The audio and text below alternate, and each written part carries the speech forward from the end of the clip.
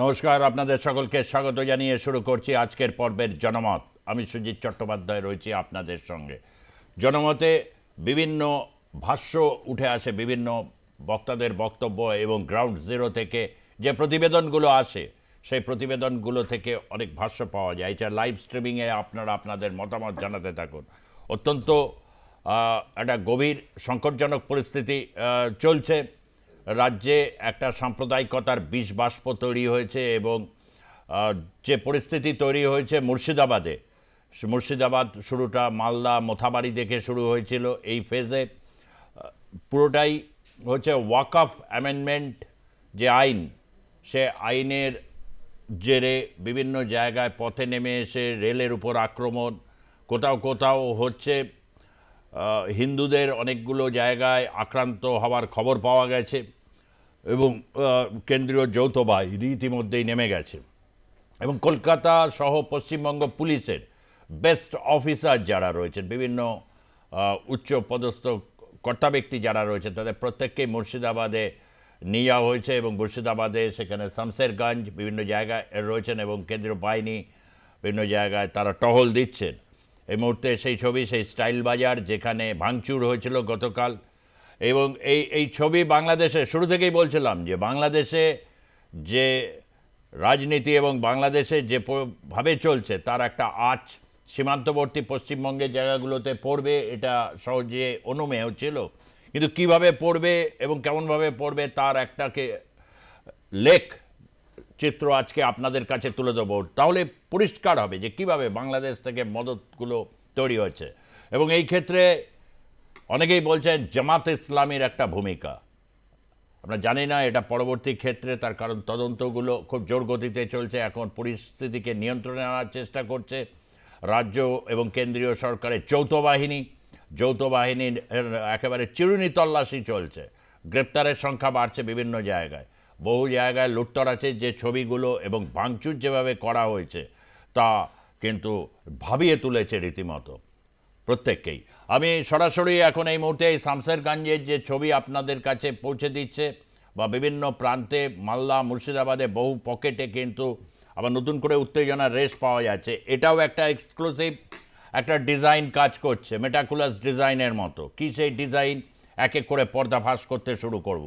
শুরুতে যাব হচ্ছে রিক পুরকায়স্থ সাংবাদিক, তার কাছে। রিক, এই মুহূর্তের যে সিচুয়েশন যা রয়েছে, অত্যন্ত থমথমে পরিস্থিতি বোঝাই যাচ্ছে।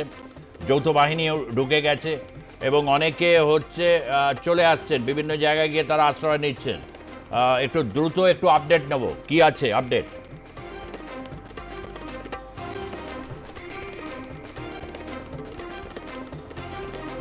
সকাল থেকে একের পর এক দফায় দফায় কেন্দ্রীয় বাহিনী নেমেছিল, কিন্তু সুজিতদা গতকাল রাতের যে ঘটনা ঘটে শামশেরগঞ্জ বাজারে, সেখানে কিন্তু ব্যাপক বোমাবৃষ্টি হয়, পুলিশকে লক্ষ্য করে ইট বৃষ্টি শুরু হয়ে যায়। তারপরে কিন্তু মূলত মুর্শিদাবাদের শামশেরগঞ্জকে কিন্তু তারা মূল কেন্দ্রবিন্দুতে রেখেছে। কারণ গত 4 দিন ধরেই কিন্তু এই শামশেরগঞ্জ, অন্য কোথাও হোক বা না হোক, শামশেরগঞ্জ কিন্তু উত্তপ্ত হয়েছে। আর সেই কারণেই কেন্দ্রীয় বাহিনী যেরকম সকাল থেকে রয়েছে, বিএসএফ রয়েছে, রাজ্য পুলিশের একাধিক আধিকারিকরা এই শামশেরগঞ্জের পাশেই পুলিশ স্টেশন, সেখানে তারা বৈঠক করেছেন এবং বৈঠকের পরে একাধিক সিদ্ধান্তে তারা উপনীত হয়েছেন যে এই শামশেরগঞ্জ কিন্তু দফায় দফায় উত্তপ্ত হচ্ছে। এবং সেই কারণেই সকাল থেকে পুলিশি প্রহরা যেরকম রয়েছে, কেন্দ্রীয় বাহিনী রয়েছে, তারা গোটা বিষয়টা দেখছে। এছাড়াও আরও একটি কারণ, শামশেরগঞ্জ যে জায়গায় অবস্থিত মুর্শিদাবাদের, সেখান থেকে যদি বাংলাদেশ বর্ডারের দূরত্ব দেখা যায় 3 থেকে 3.5 কিলোমিটার, অর্থাৎ অত্যন্ত কাছে। এবং সেই কারণেই কিন্তু এই যে পরিস্থিতি, সেই পরিস্থিতি সামাল দেওয়ার জন্য এই ছবি উঠে আসছে, পরিস্থিতি সামাল দেওয়ার চেষ্টা করছে তারা এবং যতটা দ্রুত সম্ভব তারা পরিস্থিতি নিয়ন্ত্রণে আনতে চাইছে। এবং সেই কারণেই কিন্তু এই পরিস্থিতি দেখছে, কারণ যেসব জায়গায় এই ঘটনাগুলো বিক্ষিপ্তভাবে ঘটছে সেই সমস্ত জায়গায় কিন্তু পুলিশি প্রহরা এখন রয়েছে। এবং এরই সাথে সাথে এই পুলিশি প্রহরার পাশাপাশি এই বর্তমান পরিস্থিতি কিন্তু যে উত্তপ্ত হচ্ছে সেটা কিন্তু বোঝাই যাচ্ছে সুজিতদা। পরিস্থিতি উত্তপ্ত হচ্ছে মানে কি এখনো পরিস্থিতি কি শামশেরগঞ্জ থেকে অন্য কোনো জায়গায় ছড়াচ্ছে, এরকম কোনো খবর আছে?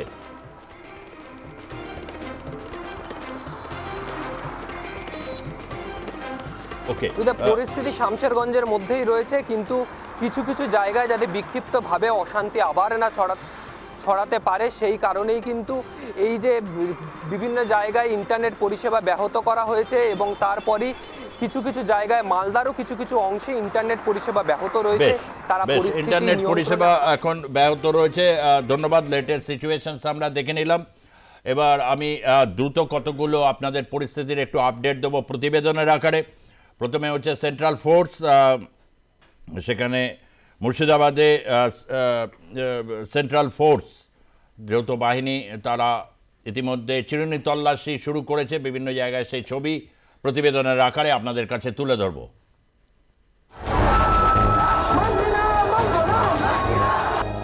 রাস্তায় দাউ দাউ করে জ্বলছে আগুন, কোথাও পুড়ছে গাড়ি, প্রাণ ভয়ে দৌড়ে এদিক ওদিক পালাচ্ছে মানুষ। ওয়াকফ অশান্তির আঁচে দগ্ধ মুর্শিদাবাদ। পরিস্থিতি সামাল দিতে হাইকোর্টের নির্দেশ পাওয়ার পরই শনিবার রাতে মুর্শিদাবাদে পৌঁছে গেছে কেন্দ্রীয় বাহিনীর জওয়ানরা। রাতভর সুতি শামশেরগঞ্জ থানা এলাকায় টহল দিয়েছে কেন্দ্রীয় বাহিনী। গ্রামে গ্রামে ঘুরছে পুলিশ। রবিবার যৌথ রুট মার্চ করে রাজ্য পুলিশ ও কেন্দ্রীয় বাহিনী। মুর্শিদাবাদের স্পর্শকাতর এলাকায় চলে রুট মার্চ। শামশেরগঞ্জ ও সুতি মিলিয়ে মোট 9টি স্পর্শকাতর এলাকা। রবিবার সকাল পর্যন্ত জঙ্গিপুর জেলায় হিংসার ঘটনায় ধৃত 30। রবিবার সকাল পর্যন্ত মুর্শিদাবাদ জুড়ে গ্রেপ্তার 138 জন।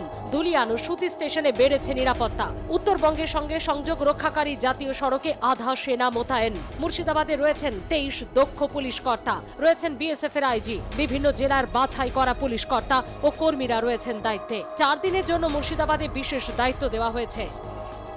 যে কোনো মূল্যে মুর্শিদাবাদের শান্তি ফেরাতে বদ্ধপরিকর পুলিশ প্রশাসন। শুভেন্দু অধিকারীর করা মামলায় হাইকোর্টের নির্দেশে কেন্দ্রীয় বাহিনী যেমন টহল দিচ্ছে, তেমনি রাজ্যের তরফ থেকেও নিরাপত্তা বাড়ানো হয়েছে। যদিও আতঙ্কে ইতিমধ্যেই ঘর ছেড়েছে বহু মানুষ।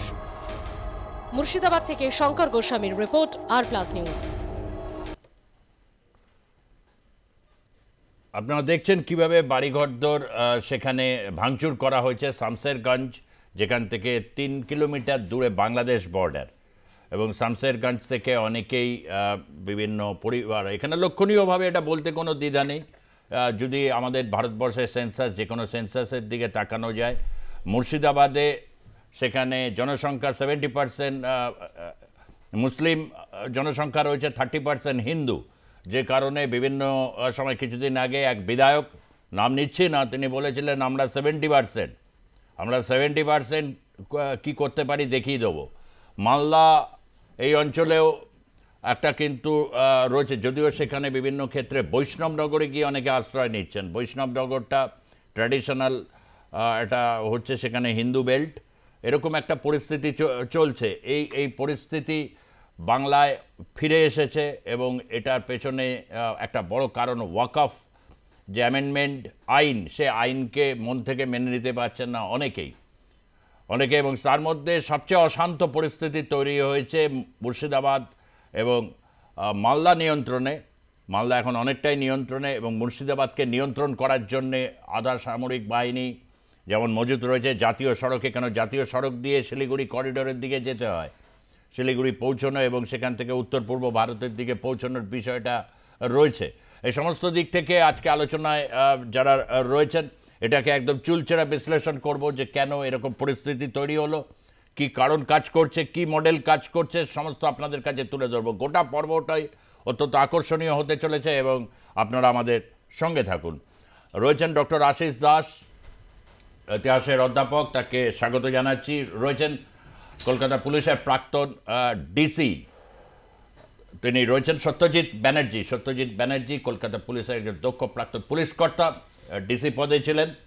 এবং রয়েছেন আমাদের সঙ্গে যোগ দিচ্ছেন উত্তরবঙ্গ থেকে দীপ্তিমান সেনগুপ্ত। দীপ্তিমান বাবু, আপনি কেউ স্বাগত জানাচ্ছি। আমি প্রথমে একটু আপনার কাছে, দক্ষ পুলিশ অফিসারদের পাঠানো হয়েছে রাজ্যের সমস্ত জেলা, 23 জন শীর্ষ পুলিশ কর্তা ওখানে রয়েছেন, কেন্দ্রীয় বাহিনী রয়েছেন। মানে পরিস্থিতি কতটা নাজুক সিচুয়েশন, যে কারণে হচ্ছে সমস্ত দক্ষ পুলিশ কর্তাদের পাঠানো হয়েছে। এটাকে কনফিডেন্স বিল্ডিং না, পরিস্থিতির যে জায়গায় ভলিউমটা যে জায়গায় গিয়ে পৌঁছেছিল, আস্তে আস্তে ওটাকে কার্ভ করে নিয়ে আসার জন্য স্ট্র্যাটেজিটা কী হবে এই ক্ষেত্রে যৌথ বাহিনী? দেখুন সুদা, একটা কথা বলি, এই যে ঘটনাটা যে ঘটেছে সেই ঘটনা ঘটার অনেক দিন আগে থেকেই কিন্তু একটা আঁচ পাচ্ছিল সবাই, এবং এই আঁচের খবরটা ওখানকার local OC, local DYSP, additional SP, SP সবার কাছেই যাওয়ার কথা। কারণ ইনফরমেশন, প্রত্যেকটা পয়েন্টের ইনফরমেশনগুলো ওসির কাছে ডাইরেক্টলি পৌঁছায়। এবং আইবি বলে আমাদের পুলিশের একটা ইন্টেলিজেন্স ব্রাঞ্চ আছে, ইন্টেলিজেন্স ব্রাঞ্চ যেটা আইবি রয়েছে, সেই আইবির প্রত্যেকটা খবর, ডে টু ডে খবরগুলো সেটা লোকাল ওসিকে, লোকাল এসপিকে এইসব দেওয়া হয়। এখন একটা কথা হচ্ছে যে কেন এই খবরগুলোকে তারা মিস করে গেল, কেন ইনপুটগুলো যেগুলো আসছিল সেই ইনপুটগুলোকে কেন তারা ডিসএগ্রি করে গেল, কিংবা করলো না, অ্যাকশন করলো না, কিংবা ইনপুটগুলো যে খবরাখবরগুলো আসছিল সেগুলো যথারীতি আরও উপরে পাঠানো হলো না কেন, আরও উপরে, অর্থাৎ এসপি রেঞ্জের উপরে DIG, ADG, law and order সবাইকে পাঠানো দরকার ছিল। আরেকটা কথা দেখুন সুজিতদা, আমরা যখন রেগুলার অফিসার ছিলাম, মানে একটা কথাকে যদি জিজ্ঞেস করি, মানে এটা জানি না আপনি এই প্রশ্নটা আপনার ক্ষেত্রে করা সমীচীন কিনা, এই রাজ্যের প্রশাসনের মধ্যে একটা রয়েছে যে দেখি না কতটা ওয়েট অ্যান্ড সি, সব আন্ডার কন্ট্রোল, কিন্তু পরিস্থিতি যে অনেক জায়গায় অগ্নিগর্ভ, বিশেষ করে সীমা মানে পাশে বাংলাদেশ এরকম অগ্নিগর্ভ পরিস্থিতি, সেখানে মেটাকুলাস ডিজাইনের কথা স্বয়ং প্রধান বলেন। তো সেক্ষেত্রে ওসি বা হচ্ছে স্থানীয় প্রশাসন একটা নেগলিজেন্স কি কাজ করেছে, নাকি তারা ব্যাপারগুলোকে ঠিক অ্যান্টিসিপেটই করতে চায় না? না, ব্যাপারটা হচ্ছে যে দেখুন, অফিসার ইনচার্জ কিংবা ডিওয়াইএসপি, অ্যাডিশনাল এসপি তারা একটা গুরু দায়িত্বে রয়েছেন, তাদের একটা বিশাল এলাকা দেখতে হয়, কিন্তু তাদের কাছে যখন ইনপুটগুলো আসবে সেগুলোকে এক্সিকিউশনের দায়িত্ব কিন্তু তাদের। কারণ এই যে ভুক্তভোগী তাদেরই তো দৌড়তে হচ্ছে, তাদেরই তো রক্ষার জন্য চারদিকে ডিউটি করতে হচ্ছে। সুতরাং এটাকে আগে থেকে কন্ট্রোল করার জন্য কি কি ব্যবস্থা নেওয়া দরকার ছিল। আরেকটা কথা বলছি আপনাকে, দেখুন আমরা যখন রেগুলার অফিসার ছিলাম তখন আমাদের কাছে না ড্রোন ছিল না। আমরা যখন যে দেখতে পাচ্ছি, যে খবর পাচ্ছি যে অমুক জায়গায় একটা 500 লোকের কি 1000 লোকের একটা অ্যাসেম্বল হয়েছে, শুনতে পাচ্ছি, তো আমরা ড্রোনের মাধ্যমে খবর নেব যে এই রকম যে কত লোক ওখানে জমায়েত আছে, সেই জমায়েত যে আছে মবের ক্যারেক্টার কীরকম আছে, মবের ক্যারেক্টার অর্থাৎ তারা মারমুখী আছে, তাদের হাতে কি আছে, লাঠি আছে, কী কী অস্ত্র আছে, বোমা আছে কিনা, এবং তাদের কি কি কথাবার্তা হচ্ছে। অর্থাৎ এই যে জমায়েত, এই জমায়েতটা যে থেকে যে খবরাখবর নেওয়া এবং তাদেরকে ডিসপার্স করা, ওখানে ডিসপার্স করা মানে এগোতে দেবো না, ওখানে যখনই আপনি একসাথে তো 1000 লোক 2000 লোক জড়ো হয় না, 10 জন 5 জন এরকম করে জড়ো হয়, জড়োই হতে দেবো না, প্রোয়েক্টিভ হিসাবে কাজ করে জড়োই হতে দেবো না, রাস্তায় দাঁড়াতে দেবো না। কারণটা হচ্ছে যে প্রোয়েক্টিভভাবে এদেরকে সরিয়ে দেওয়া হবে, যতই ঢিল মারুক যাই করুক রাস্তায় দাঁড়াতে দেবো না, এই অ্যাকশান দরকার ছিল। 2 নম্বর হচ্ছে দেখুন, এখানে যখন ওরা খবরাখবর পাচ্ছে এরকম, তখন ওখানকার যারা ইমাম রয়েছেন ইমামদের সাথে মিটিং করে তাদেরকে কন্ট্রোলে নিয়ে আসা, অর্থাৎ তাদেরকে মাধ্যমে মসজিদ যখন আজান হচ্ছে কিংবা বলা মসজিদ থেকে যে কন্ট্রোলে থাকুন, আপনারা কিন্তু যারা গণ্ডগোল করবেন তারা কিন্তু দেশদ্রোহী, তারা রাষ্ট্রের বাইরের, তারা গুন্ডা, তারা সাধারণ নন, তারা কিন্তু ভারতবর্ষের বিরোধী, আপনারা কেউ গণ্ডগোলের মধ্যে যাবেন না, অর্থাৎ তাদেরকে একটা চাপের মধ্যে রাখা, এটা করা আগে থেকেই উচিত ছিল। আরেকটা বড় ব্যাপার যেটা, সেটা একটা বলা দরকার আছে। দেখুন যেখানে ঝামেলাগুলো হচ্ছে মুর্শিদাবাদে, এখানকার জেলা পরিষদ একটা বিশেষ পার্টির, একটা পার্টির, এমএলএও সেই পার্টির, এমপিও সেই পার্টির, আমি নাম উচ্চারণ করছি না, অর্থাৎ একটা পার্টির কন্ট্রোলে রয়েছে জেলা পরিষদ, এমএলএ এবং এমপি।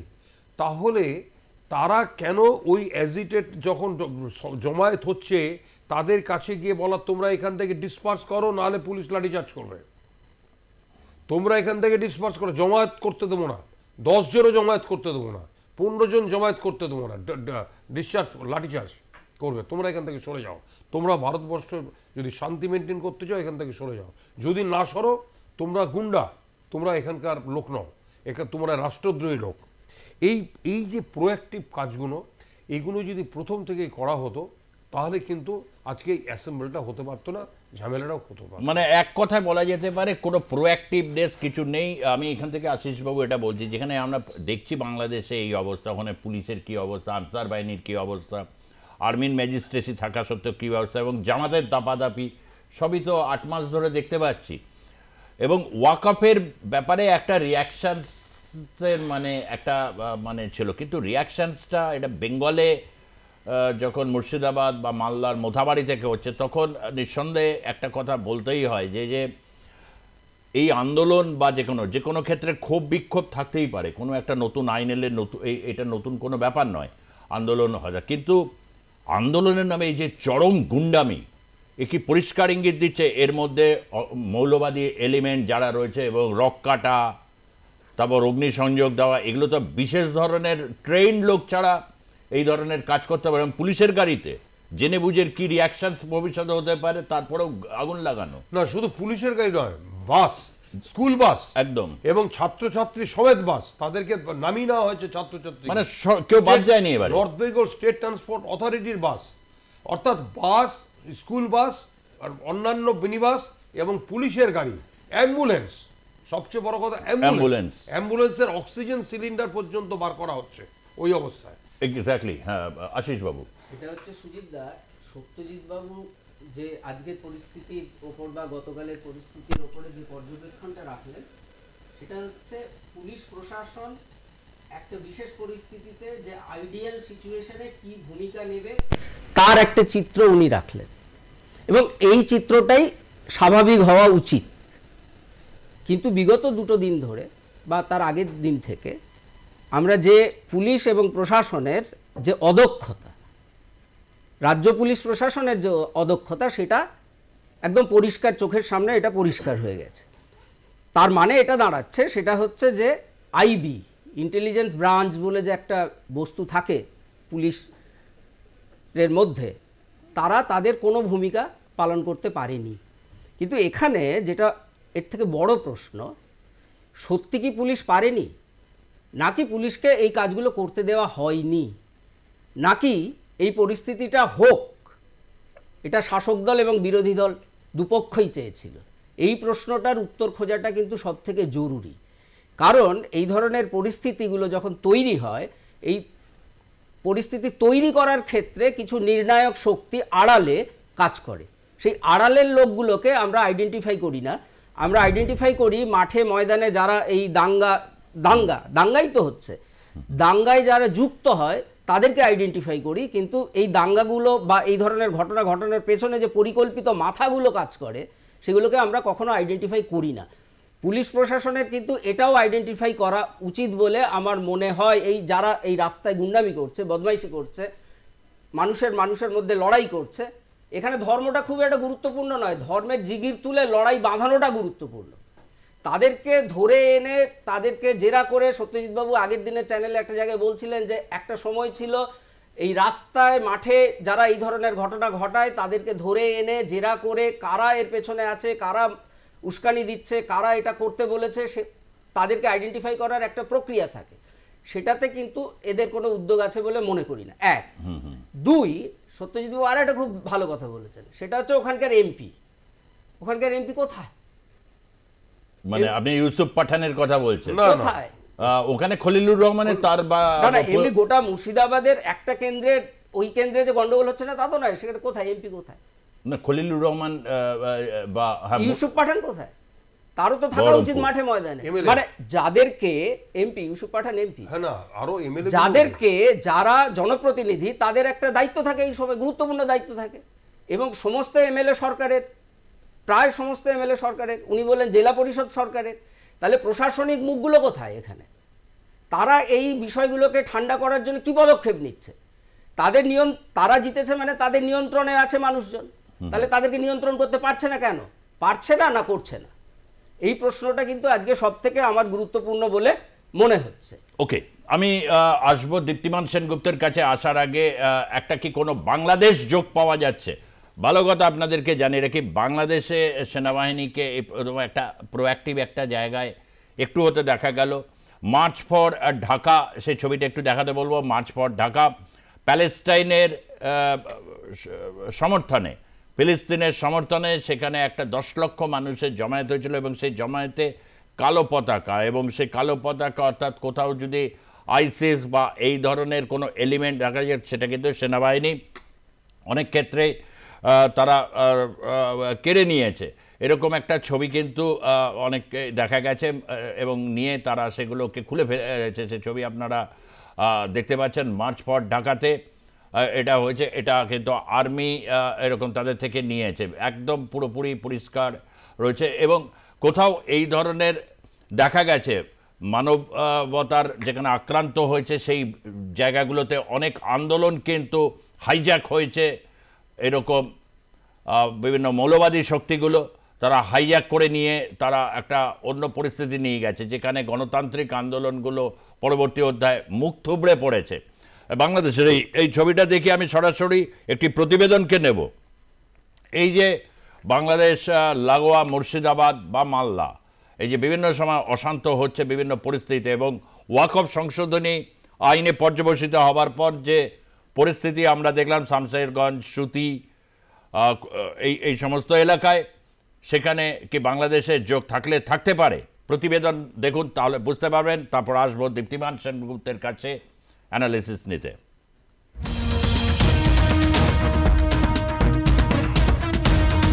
ওয়াকফের আছে জ্বলছে বাংলা। নয়া ওয়াকফ আইনের বিরোধিতা করতে গিয়ে বাংলার বুকে কালো মেঘ। মুর্শিদাবাদের শামশেরগঞ্জে বোমাবাজি, ভাঙচুর, মৃত্যু মিছিল। অশান্তি রঘুনাথগঞ্জ, সুতিতেও। শুধুই কি তাই, বহুজাতিক মলে লুটপাট থেকে শুরু করে পুলিশের গাড়ি, সরকারি বেসরকারি বাসে আগুন, এমনকি অ্যাম্বুলেন্সেও আগুন। সংখ্যালঘু সম্প্রদায়ের একাংশ যখন এই পরিস্থিতির নিন্দায় সরব, তখন কারা যোগাচ্ছে এই ইন্ধন? সীমান্তবর্তী মুর্শিদাবাদ বারবার উঠে এসেছে খবরের শিরোনামে। অস্ত্র উদ্ধার থেকে জঙ্গি মডিউল তৈরি, বাংলাদেশি গ্রেপ্তার থেকে ওয়াকফের বিরোধিতায় অশান্তির তীব্র আগুন, সবেতেই এগিয়ে সীমান্তবর্তী মুর্শিদাবাদ। বাংলাদেশের ছায়াই যেন চোখে পড়ছে মুর্শিদাবাদে। সম্প্রতি বাংলাদেশে যেভাবে মৌলবাদের বারবারন্ত মাথাচাড়া দিয়ে উঠেছে মৌলবাদী ইসলামী সংগঠনগুলো, তাতে উদ্বেগ বাড়ছে, বই কমছে না। তাহলে কি বাংলাদেশের মৌলবাদের প্রভাব সরাসরি পড়ে গেছে এপার বাংলার মুর্শিদাবাদে? এই ছবিটা একবার দেখুন চোখ পরিষ্কার করে। বাংলাদেশে মৌলবাদীদের কি দাপট! নিজেদের দেশে শান্তির বার্তা দেখাতে না পেরে একেবারে প্যালেস্তাইনের গাজা উপত্যকায় ইসরায়েলের সামরিক অভিযানের প্রতিবাদ। বাংলাদেশের সিলেট, চট্টগ্রাম, খুলনা, বরিশাল, কুমিল্লা এবং ঢাকায় বাটা, কেএফসি, কোকাকোলা, ডোমিনোস, পিৎজার মতো বহুজাতিক কোম্পানির আউটলেটগুলোতে হামলা চালায় বিক্ষোভকারীরা, লুটপাট ও ভাঙচুর করে। এবার মুর্শিদাবাদের দিকে তাকিয়ে বিক্ষোভের ধরন যদি খুঁটিয়ে দেখুন, বুঝতে পারবেন স্টাইল বাজারের আউটলেটে ভাঙচুর চালানোর পর লুটপাট ঠিক বাংলাদেশের কায়দায়।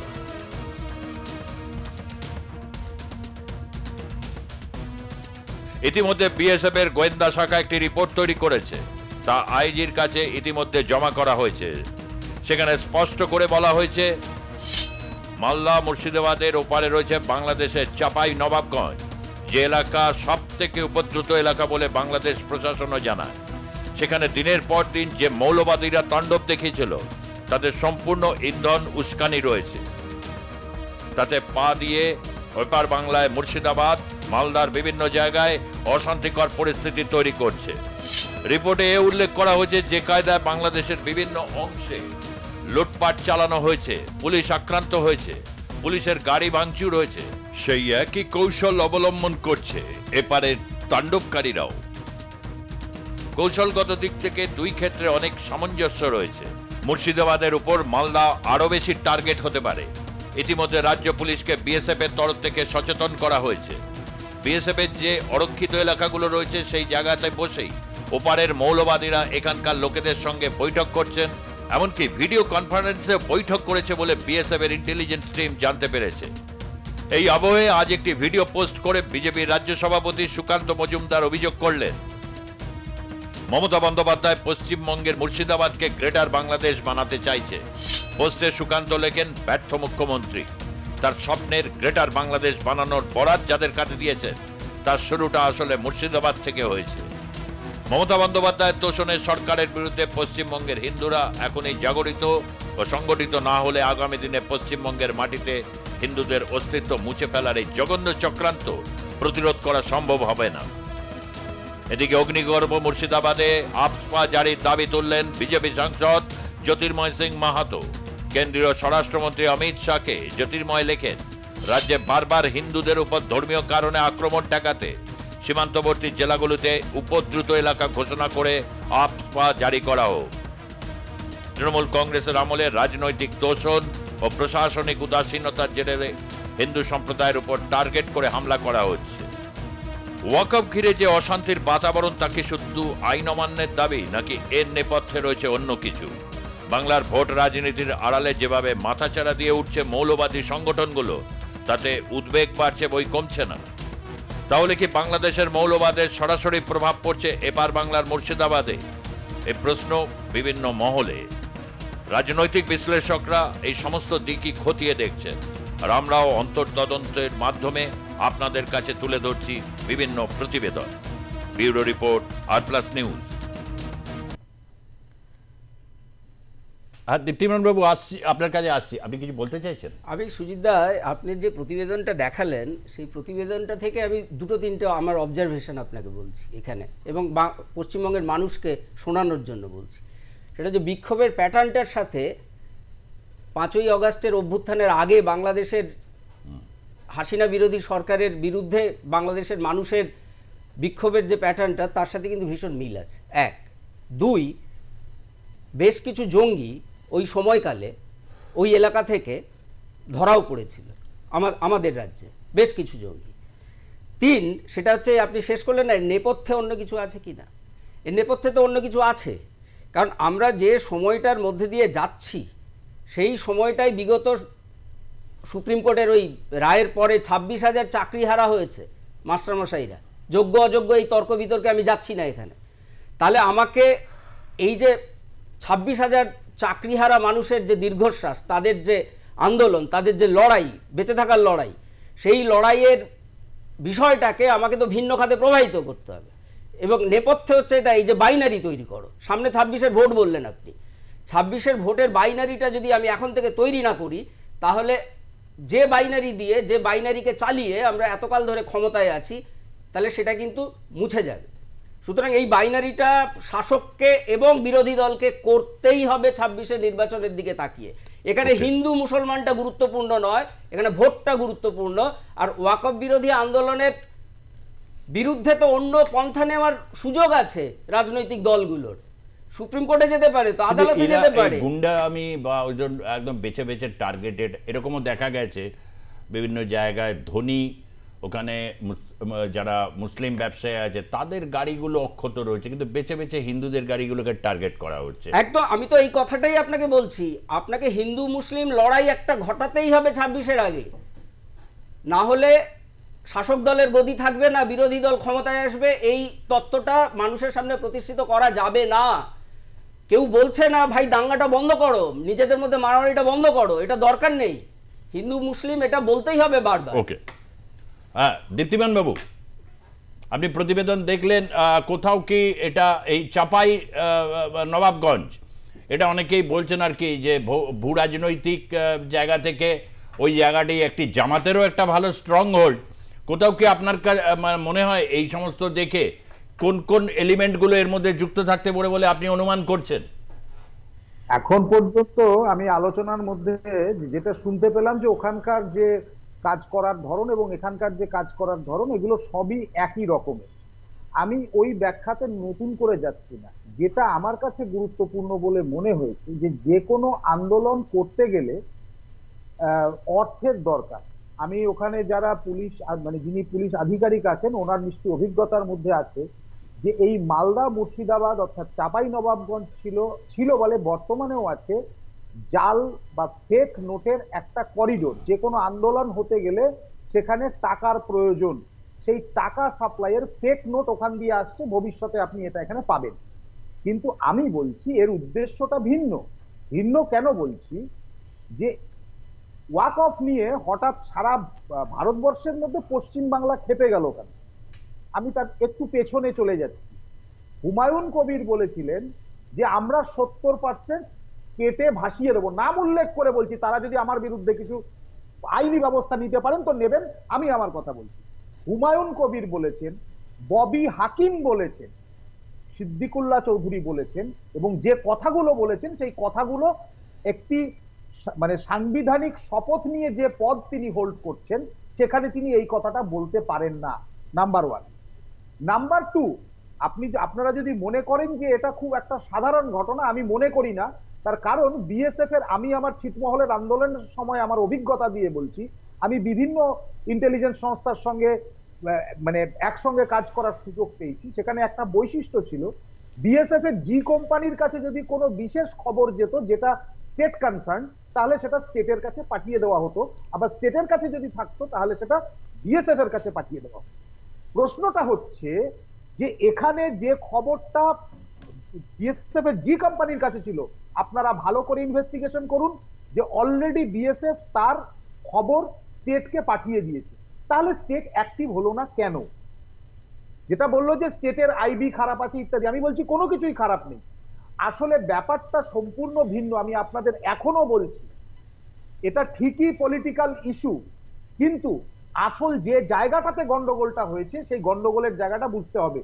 সেটা হচ্ছে বাংলাদেশ যে মুহূর্তে ট্রানজিট বন্ধ করে দিয়েছে, আপনাকে একটা পরিষ্কার বুঝে রাখতে হবে, ট্রানজিট বন্ধ করে দিয়েছে মানে বাংলাদেশের সাধারণ লোকের হাতে আপনার পয়সা পৌঁছবে না, ফ্যাক্টরি বন্ধ হবে।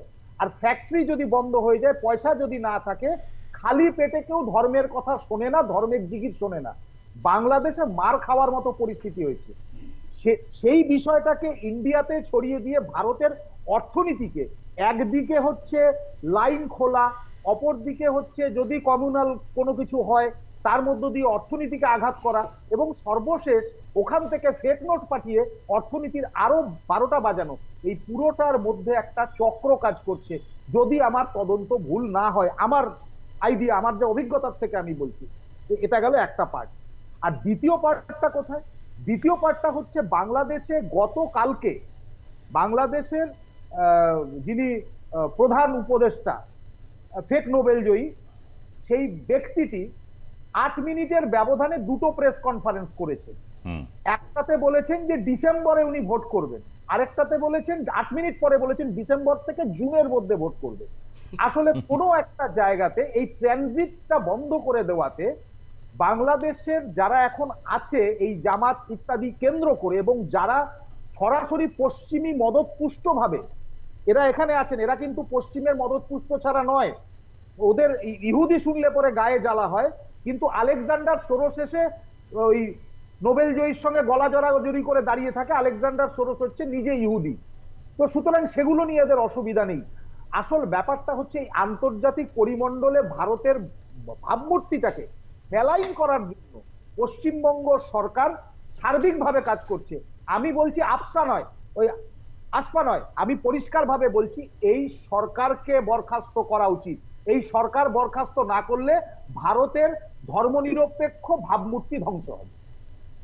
ওকে, আমি আসবো হচ্ছে সত্যজিৎ জি আপনার কাছে, কিন্তু তার আগে আরও একটা আমরা নিয়ে নেব প্রতিবেদন, একটি ওয়াকথ্রু নেব যেখানে হচ্ছে বিভিন্ন ঘর বাড়িতে এই যে আগুন জ্বালানো, ডিসপ্লেসমেন্ট, এটা এই ক্ষেত্রেও হয়েছে এবং অত্যন্ত ভয়ার্থ অবস্থায় অনেকেই কিন্তু নদী পেরিয়ে বৈষ্ণবনগরের দিকে আশ্রয় নিচ্ছেন।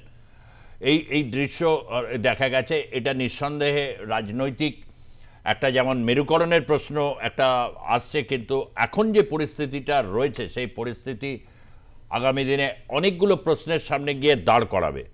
সেগুলো এক এক করে যখন সেই পরিস্থিতি উদ্বুদ্ধগুলো হবে আপনাদের কাছে আমরা তৎক্ষণাৎ জানাবো। এখন এই মুহূর্তে প্রতিবেদনটা দেখুন রিক প্রকাশদের।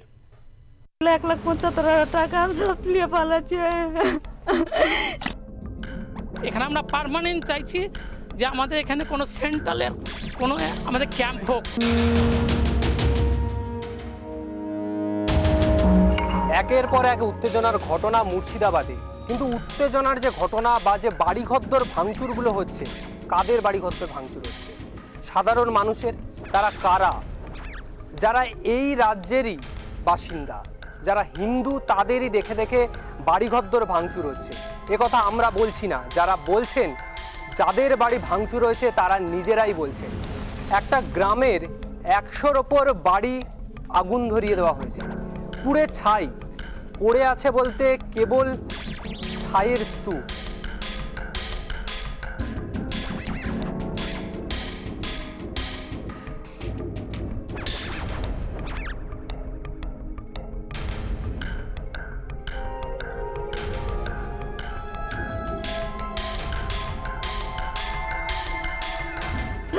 পালাচ্ছে, সিটি গোল্ডের জিনিসটি ফেলে দিয়ে রেখে দিয়েছে। দেখেন সোনার ডাকানার ব্যাগে সব ছিল আমার, নিয়ে গেছে ঢেলে ঢেলে। বড় বেটাকে 10-12 জন ছিল, আমরা কি একে পারবো? 2টা মেয়ে আর আমি ছিলাম বাড়িতে। আর সবকে ধরা আছে, কেউ হাত পা ধরা আছে, গলা ধরা আছে, চিপে আছে, আর সব চিন্তাই করছে, ভাই করছে, লিচে। ছেলেটাকে আমার টুটি ধরা আছে, বলছে মোবাইল দাও, আমাকে ভিডিও কল করছো, মোবাইল দাও। সে বলছে আমার ছেলেটাকে টুটি চিপে মেরেছে, খুবই মেরেছে ছেলেটাকে। ছেলেটা আমার ডাক্তারখানায় আছে। তাদের কি আপনারা আগে দেখেছেন বা চেনেন? হ্যাঁ, চিনতে পারবো, সবাইকে চিনতে পারবো, সবারই চিনতে পারবো। ওদেরকে এইখান আমাদের বাড়ির পাশে আছে। পুলিশ এসছে কালকে 6টা ছিল। কালকে সকাল থেকে, মানে দুপুর 2টা, সকাল 6টা থেকে 6টা ছিল। 3টা, এগুলো সব রাজ্যের পুলিশ ছিল।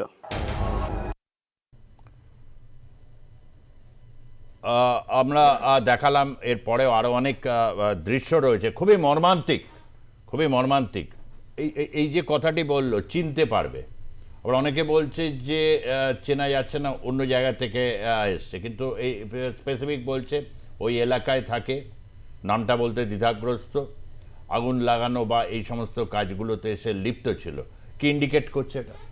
ইন্ডিকেট করছে এটাই যে এখন যারা, এই যে আপনি বললেন না যে বাছাই করা অফিসারদেরকে ওখানে নিয়ে যাওয়া হয়েছে, কিছুটা ল অ্যান্ড অর্ডার, কিছুটা তদন্ত। এটা তো নিঃসন্দেহে একটা সিট গঠন করা হবে, কারণ স্পেশাল ইনভেস্টিগেশন টিম এসআইটি গঠন করা হবে এবং তার সিআইডি এই কেসগুলো টেক আপ করবে। এটা সাধারণভাবে জেলা পুলিশের উপর দায়িত্ব বর্তাবে না। ইনভেস্টিগেশনের যারা বাছাই করা অফিসার, তারা নিশ্চয়ই এই যেই ছেলেটা, যেই লোকেরা, শুধু ছেলেটা না, আরও লোকেরা, যেই মহিলা কেঁদে কেঁদে বলছে আমার মেয়েদের ধরে টানছে, আমার ছেলেটাকে খুব মেরেছে, অর্থাৎ উনি সামনে থেকে দেখেছেন, তাদের থেকে প্রোফাইল পিকচার নিয়ে, অর্থাৎ কীরকম দেখতে তার বর্ণনা হয়ে সেইভাবে ছবি এঁকে সেই সব লোকগুলোকে আইডেন্টিফাই করে অ্যারেস্ট করা এবং দিনের পর দিন কন্টিনিউয়াস রেড করা, তাদেরকে, তাদের নাম, তারা কারা, তাদেরকে বাইরে নিয়ে আসা। অর্থাৎ তোমরা এর সাথে জড়িত ছিলে, তোমরা গুন্ডা বাহিনী, তোমরা রাষ্ট্রদ্রোহী, তোমরা ভারতবর্ষের রাষ্ট্রদ্রোহী কাজ করেছো, তোমরা কোনো পার্টির লোকজন নও। এই কথাটাও কিন্তু রাজনৈতিক নেতাদের বলতে হবে, irrespective of all the political party. আমি শুধু সরকারি কিংবা বেসরকারি বলছি না, সবাইকেই বলতে হবে যে যারা ওখানে টেক পার্ট করেছে, যারা আগুন লাগিয়েছে, যারা সম্পত্তি লুট করেছে, যারা খুন করেছে, 72 বছরের বৃদ্ধ ভদ্রলোককে খুন করেছে, তার 40 বছরের ছেলেকে খুন করেছে, কুপিয়ে খুন করা হয়েছে বাড়ি থেকে টেনে নিয়ে এসে, তাদেরকে আইডেন্টিফাই করতে হবে এবং শোনার পর বলতে হবে যে যারা খুন করেছেন, যারা এইগুলোর সাথে যুক্ত আছেন, তারা ভারত বিরোধী, তারা রাষ্ট্রদ্রোহী কাজ করেছেন এবং এটা সব পলিটিক্যাল পার্টি একসাথে বলতে হবে, তারা কেউ আমাদের পলিটিক্যাল পার্টির লোক নয়। ঠিক কথা, এটা সবাইকে একসাথে বলতে হবে যারা রাষ্ট্রদ্রোহ এবং সরকারি সম্পত্তিতে করছে। এবং আমি এই প্রশ্নটা তুলছি, যে কটা বাড়ি দেখলাম কাঁচা বাড়ি, সেখানে থাকে কি করে? প্রধানমন্ত্রীর আবাস যোজনাটা কোথায়? বা রাজ্যে কেন এই আবাস যোজনাটা ঢুকলো না? কাদের জন্য ঢুকলো না? পেল্লাই বাড়ি কাদের আছে মুর্শিদাবাদে? সব তথ্য কিন্তু আমাদের কাছে আছে। এইগুলো সাধারণ মানুষের জীবন যেভাবে জেরবার করছে, গণতান্ত্রিক বাংলার ইমেজ যারা নষ্ট করছে এই শক্তির কোনো ছাড় নেই। এটা সংস্কারে সবাইকেই বলতে হবে। তারপর দাঙ্গাবাজ, লুটেরা, গুন্ডা, মস্তান এবং হচ্ছে সন্ত্রাসী, এরা একই পঙ্ক্তিভুক্ত এবং রাষ্ট্রদ্রোহী অবশ্যই। আশিস বাবু, এই যে ঘটনাটা আমরা দেখলাম, এই যে খুবই মর্মান্তিক, এই যে সাফারিংস একটা জায়গায় অনেকগুলো প্রশ্নের জন্ম দিচ্ছে, যে প্রশ্নগুলো না এখানকার যে দীর্ঘদিনের একটা সেকুলার আমাদের লেফট ন্যারেটিভেও এইগুলো বিভিন্ন সময় এসছে, যে শুধু নয় গরিব মানুষ যে মার খাচ্ছে, মুর্শিদাবাদে কারা গরিব এটাও কিন্তু এস্টাবলিশ হয়েছে, ক্যামেরা কথা বলছে। আচ্ছা সুজিতদা, এই ধরনের ঘটনা ঘটলে খেটে খাওয়া মানুষরাই কিন্তু ক্ষতিগ্রস্ত হয়। যারা একটু ওপরের দিকে, সমাজের ওপরের দিকে অর্থনৈতিকভাবে শক্তিশালী, সামাজিক প্রতিপত্তি আছে, তাদের মাথায় লাঠির বাড়ি পড়ে না। ভারতবর্ষের দাঙ্গার ইতিহাস যদি দেখেন, খেটে খাওয়া মানুষরাই ক্ষতিগ্রস্ত হয়েছে, এরাই সাফারিংসের মধ্যে এরাই পড়েছে। এক, আমাদের সাথে আমাদের সহকর্মী আলোচক যিনি আছেন, আমি নামটা মনে করতে পারছি না, দীপ্তিমান বাবু, উনি একটা প্রশ্ন তুলেছেন। এই প্রশ্নটা খুব সঙ্গত প্রশ্ন। ওয়াকফ আইন তো সারা দেশের জন্য লাগু হয়েছে। আমার সারা দেশের বিভিন্ন রাজ্যে মুসলিম সম্প্রদায়ের মানুষরাও আছেন। তাহলে এমন কি হলো যে পশ্চিমবঙ্গের মুসলিম সম্প্রদায়, আমি বলছি না ওয়াকফ আইন আমি সমর্থন করছি না, আমি ওয়াকফ আইনের সব কিছু মানছিও না, কিন্তু আন্দোলনটাকে এইভাবে নিয়ে যেতে হচ্ছে কেন? এই প্রশ্নগুলো যখনই আপনি তুলবেন তখনই দেখবেন এর পেছনের ইতিহাস আছে, পেছনের ইতিহাস আছে, পেছনের ইতিহাস আছে। এবার সেগুলোকে যদি আপনি ন্যারেট করেন, ব্যাখ্যা করেন, বিশ্লেষণ করেন, তখন দেখবেন যে মাথাগুলো কারা।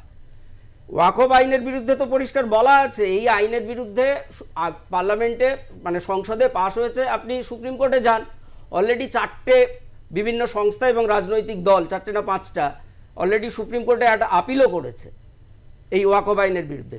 কৃষি আইন আমার দেশে পাশ হয়েছিল, আপনি জানবেন। তো কৃষি আইনের বিরুদ্ধে তো আন্দোলন করেই সেটাকে রদ করা হয়েছে এবং সারা দেশ জুড়ে আন্দোলন হয়েছে। তাহলে ওয়াকফ আইনের বিরুদ্ধে যদি বলার থাকে এবং গণতান্ত্রিক আন্দোলনের মধ্যে দিয়ে আমাদের যেতে হয়, তাহলে সার্বিকভাবে সারা দেশে গণ আন্দোলনের মধ্যে দিয়েই যাক। গণ আন্দোলন মানে তো মানুষের সম্পত্তি ধ্বংস নয়, গণ আন্দোলন মানে তো মানুষের জীবন ধ্বংস নয়, গণ আন্দোলন মানে তো আপনি ঘর বাড়ি জ্বালিয়ে দেবেন, পুড়িয়ে দেবেন, মহিলাদের ধরে টানাটানি করবেন, তা নয়। তাহলে গণ আন্দোলনের মধ্যে দিয়ে কৃষকরা যেমন সরকারকে পরাস্ত করতে পেরেছিল, আইন বাতিল করতে বাধ্য করেছিল, এটাও তো একটা পন্থা হতে পারে। প্লাস আদালতে আপনি গিয়ে এই আইনের বিরুদ্ধে আপনার বক্তব্য রাখুন। কিন্তু কোনো রাজনৈতিক দল মানে আমি বলতে চাইছি আমার রাজ্যের যারা শাসক এবং বিরোধী, তারা কিন্তু আদালতে যাচ্ছে না কেন? অথচ অন্য কোনো ছোটখাটো ব্যাপার হলে তো আমার সরকার না, কেন্দ্রীয় যে বাহিনী নিয়ে আসা তো আদালতের আদেশে শুভেন্দু অধিকারী তিনি কেন্দ্রীয় বাহিনী মোতায়েনের কথা আমি বলছি না, আমি বলছি এই আইনের বিরুদ্ধে আদালতে যাচ্ছে না কেন, এটাই আমার প্রশ্ন। আর দুই, কেন্দ্রীয় বাহিনী তো কালকে থেকে পোস্টিং হয়েছে, তাহলে কেন্দ্রীয় বাহিনীও কি কাজ করতে পারছে না? এবং মানে গতকাল কিন্তু যদি বাংলাদেশের একটা ইনফ্লুয়েন্স কাজ করে, এটা বহির্দেশে চাপাই নবাবগঞ্জের যে প্রসঙ্গটা এলো বা এখানে, সেখানে পুলিশ বা ইন্টেলিজেন্স দিয়ে বা এইটাকে সত্যি ঠেকানো সম্ভব? আর একটু মানে গভীরভাবে দেখলে কি এটা ইজ ইট পসিবল? একটা কথা বলবো তাহলে, এবং এটা খুব বিখ্যাত কথা, রাজ্যের প্রত্যেকটি মানুষ জানে, দেশের প্রত্যেকটি মানুষ জানে, রাষ্ট্র চাইলে দাঙ্গা হয়, রাষ্ট্র না চাইলে দাঙ্গা হয় না। এই কথাটা বিখ্যাত কথা, যিনি বলেছিলেন তার নাম আমি এখানে নাইবা করলাম। রাষ্ট্র চাইলে এই ধরনের ঘটনা ঘটে, নালে কিন্তু ঘটে না। এটা আপনাকে একদম পরিষ্কার করে বলছি। আমি একটু দীপ্তিমান বাবু আপনার একটা লাইন বলে দিই শুধু একটু। দেখুন সুদা, যেখানে পশ্চিমবঙ্গ সরকার প্রথম থেকেই বলেছে যে আমরা এই ওয়াকফ আইন মানব না, বলছে তো, ডাইরেক্টলি বলছে, তাহলে যখন মানব না সরকার বলেই দিয়েছে, তাহলে এই আন্দোলনের কি মূল্য আছে? আমরা উনি বলছেন যে যেখানে মাননীয় ম্যাডাম বলেই দিয়েছেন যে আমরা এই ওয়াকফ আইন বলবৎ হতে দেবো না। কোথায়? পশ্চিমবঙ্গে বলবৎ হতে দেবো না। ঠিক আছে, তাহলে যদি বলবৎ হতে নাই দেয়, আমি যাচ্ছি না সুপ্রিম কোর্ট, হাইকোর্ট, আমি ওই প্রশ্ন, ওটা তো আছেই, ওটা তো যেখানে রাজ্যসভা, যেখানে লোকসভা, রাজ্যসভা উচ্চ কক্ষ নিম্ন কক্ষে পাস করে এসছে, সেটার এগেনস্টে কিভাবে যাবে না যাবে সেটা বুঝতে পেরেছি। কিন্তু একটা লাইন, যে যখন আমি বলছি যে আমরা মানবো না, তাহলে আপনারা কেন যারা এই আন্দোলনের নামে গুন্ডামি করে ধ্বংস করছে, আগুন জ্বালাচ্ছে, কেন? তারা তো বলেই দিয়েছে মানবো না। তাহলে তোমাদের তারা রোষ কিসের? একটা কথা বলবো সুজিতদা, সত্যজিৎ বাবু পুলিশের সিনিয়র আধিকারিক ছিলেন, কিন্তু কেন্দ্রে লাগু হওয়া কোনো আইন একবার পাশ হয়ে গেলে কোনো রাজ্য বলতে পারে না আমি সেটা মানবো না, এটা বলতে পারে না। এটা আরেক ধরনের ভাওতা, আরেক ধরনের ভণ্ডামি, আরেক ধরনের ভাওতা, যেটা 26,000 চাকরিচ্যুত শিক্ষকদের নেতাজি ইন্ডোর স্টেডিয়ামে যে ভাওতাটা দিয়েছেন, এটা তাহলে আরেক ধরনের ভাওতা। এটা হয় না। কেন্দ্রীয় আইনের সাথে রাজ্যের আইনের বিরোধ হলে সবসময় কেন্দ্রীয় আইনই বলবৎ হয়, রাজ্যের আইন সেখানে কার্যকরী হয় না, এবং ঠিক কথাই, এটা পরিষ্কার কথা। দীপ্তিমান বাবু, আমি একটা জিনিস বলি, এখানে তিনটে পক্ষ আছে, পরিষ্কার একটা জিনিস বুঝে রাখবেন, তিনটে পক্ষ আছে। একটা পক্ষ হচ্ছে রাজ্য সরকার, যার উদ্দেশ্য হচ্ছে এই যে শিক্ষক নিয়োগের দুর্নীতিটাকে চাপা দিয়ে দেওয়া, একদম একটা পক্ষ। দ্বিতীয় পক্ষ হচ্ছে যে যারা এই ভারতবর্ষের অর্থনীতি সহকারে ভারতবর্ষের পুরো সিস্টেম কনস্টিটিউশনকে মেলাইন করতে চাইছেন, এরা হচ্ছেন দ্বিতীয় পক্ষ। আর তৃতীয় পক্ষ যারা এই ঘটনাগুলোকে দেখিয়ে ভারতবর্ষকে একটি তৃতীয় শ্রেণীর দেশ হিসাবে তারা প্রমাণ করতে চাইছেন। এই আন্দোলনটা হচ্ছে সেই রকম আন্দোলন। আমি আগেও বলেছি, এখনো বলছি, রাজ্যের কাছে সম্পূর্ণ ইনপুট আছে, সেন্ট্রালের কাছে ইনপুট আছে। দেখবেন কোনো একটা সময় সেন্ট্রাল বলবে যে আমরা এত তারিখে রাজ্যকে জানিয়ে দিয়েছিলাম ব্যবস্থা নিতে, কিন্তু সেটা এখন পর্যন্ত কেন্দ্র জানাচ্ছে না। আমার এটা নিয়ে প্রশ্ন আছে, নাম্বার ওয়ান। নাম্বার টু, আমি বারংবার করে বলছি, ওই যে কথাটা উনি বললেন যে স্টেট চাইলে পরে দাঙ্গা হয়, স্টেট না চাইলে দাঙ্গা হয় না, এই যে বাস্তবতাটা, এখানে যদি ওয়াক অফ বিল নাও হতো, অন্য কোনো কারণ দেখিয়ে এটা হতো। আচ্ছা বলুন তো, মানে অন্য কারণ দেখিয়ে হওয়ার এখানে আমি তো মানে কি, মানে এটা গ্রেটার বাংলাদেশ যেটা বিজেপি বারবার বলছে, গ্রেটার বাঙালিস্তান, সেটারই কি একটা মানে প্রক্রিয়া চলছে? একদমই নয়। গ্রেটার বাংলাদেশও নয়, গ্রেটার বাংলাদেশও নয়, গ্রেটার অন্য কিছুও নয়। মূলত এখন ইসলাম দ্বিধাবিভক্ত। আমি আপনাকে বলছি ইসলাম দ্বিধাবিভক্ত। কেমন করে বলছি সেটাও আপনি জেনে নিন। আগামী কিছুদিনের মধ্যে ইরানের ওপর আক্রমণ হবে, আমি এখানে আপনার স্টুডিওতে আজকে বলে গেলাম, এবং এই আক্রমণটা হবে পাকিস্তানের বুক থেকে, এই আক্রমণ হবে যেভাবে আফগানিস্তানে হয়েছিল। এরা হচ্ছে ভাড়া খাটা সৈনিক। এই যে বাংলাদেশ, পাকিস্তান এবং ভারতবর্ষে কিছু মাল আছে, মাল শব্দটা ব্যবহার করছি, এরা হচ্ছে ভাড়া খাটে ডলারের এগেইনস্টে। এই সেকশনটা এই গন্ডগোলটা করছে। আপনি জানতো সৌদিতে কোন সমস্যাটা আছে, আপনি যতগুলো আপনি যান কুয়েত, কাতার, ওখানে কিন্তু এগুলো সমস্যা নেই। এই সমস্যাটা এখানে সৃষ্টি করা হচ্ছে কারণ এই সেকশনটার এটাই কাজ, এটাই বিজনেস, যে করে ওরা বাংলাদেশের রাজনৈতিক অবস্থার পরিবর্তন করেছে। এবং সেক্ষেত্রে সবচেয়ে গুরুত্বপূর্ণ ভূমিকা পালন করেছে মায়ানমার। বিগত বেশ কিছু দিনের এই বিষয়টাকে ওরা, যেটাকে আমরা এই যে রোহিঙ্গা বলছি, এই রোহিঙ্গা সমস্যাটা কিন্তু ওরা সমাধান করেছে ঠিক ঘাড় ধাক্কা দিয়ে। এই সমস্যাগুলোর একটাই সমাধান আছে, যেভাবে সৌদি করে, একদম হাত কাটো, গলা কাটো, পা কাটো। এইটা সমস্যা। একটা আমাদের দেশের একটা মানে রয়েছে, আজকের সময় একেবারে শেষ। আমাদের দেশে যেরকম আইনের শাসন কথাটা আমরা বলে থাকি, শক্তপোক্ত আইন, এবং এটা অন্তর দিয়ে মানে করতে হবে। এখানে কোনো জায়গায় এরকম এই হতদরিদ্র মানুষগুলো এরকম হচ্ছে, এবং তার মধ্যে যেরকম একটা যারা 70-30 এই সমস্ত ফর্মুলাগুলো বলছেন, আখিরে যে কি বিপদটা তারা নিয়ে এলেন পশ্চিমবঙ্গের বা ইয়েতে, এই যে কেন্দ্রীয় বাহিনী, সেটা তো ভবিষ্যৎ উত্তর দেবে। কিন্তু একটা দীর্ঘস্থায়ী একটা ক্ষত তৈরি হয়েছে, এবং মালদা মুর্শিদাবাদকে এই ধরনের হচ্ছে জঙ্গিমুক্ত, এই ধরনের গুন্ডামুক্ত করার জন্য আগামী সময় যৌথ বাহিনী নিঃসন্দেহে একটা গুরুত্বপূর্ণ ভূমিকা রাখবে, এটুকু অন্তত আমরা আশা করতে পারি। তাতে আর কিছু না হোক, ওটা মানুষ যারা রয়েছেন সাধারণ, অন্তত আর কি একটু নিঃসংকোচ চিত্তে একটু বাড়িতে যাতায়াত করতে পারবেন। ভাবা যায় যারা বাড়ি অগ্নিসংযোগ লুটপাট করেছেন তারা যাতে বিষক্রিয়ায় মারা যায়, তার জন্যে জলের ট্যাঙ্কে পর্যন্ত বিষ মিশিয়ে দেওয়া হয়েছে, এরকম মারাত্মক অভিযোগ উঠে আসছে। কি ভয়ঙ্কর পরিস্থিতি! এদের সমূলে উৎপাটিত করার জন্যে সমস্ত রকম শক্তিকে নিয়োজিত করতে হবে। এটা গণতান্ত্রিক আন্দোলনের ক্ষেত্রে এবং ভারতবর্ষকে গণতন্ত্রের পথে এবং পশ্চিমবাংলার যে মর্যাদা তরক্ষণ রাখার জন্য এই শক্তিগুলো কিন্তু পার পাবে, যাতে না পায় সে চেষ্টাটা কিন্তু অবিরাম করে যেতে হবে, এ ব্যাপারে কোনো সন্দেহ নেই। ধন্যবাদ ডক্টর আশিস দাস আপনাকে, সত্যজিৎ বন্দ্যোপাধ্যায় আপনাকে, এবং দীপ্তিমান সেনগুপ্ত আপনাকেও ধন্যবাদ। আপনাদেরকেও যারা দেখলেন আজকের পর্বের জনমত। দেখতে থাকুন আর+নিউজ, সবার আগে সবার পাশে। ধন্যবাদ, নমস্কার।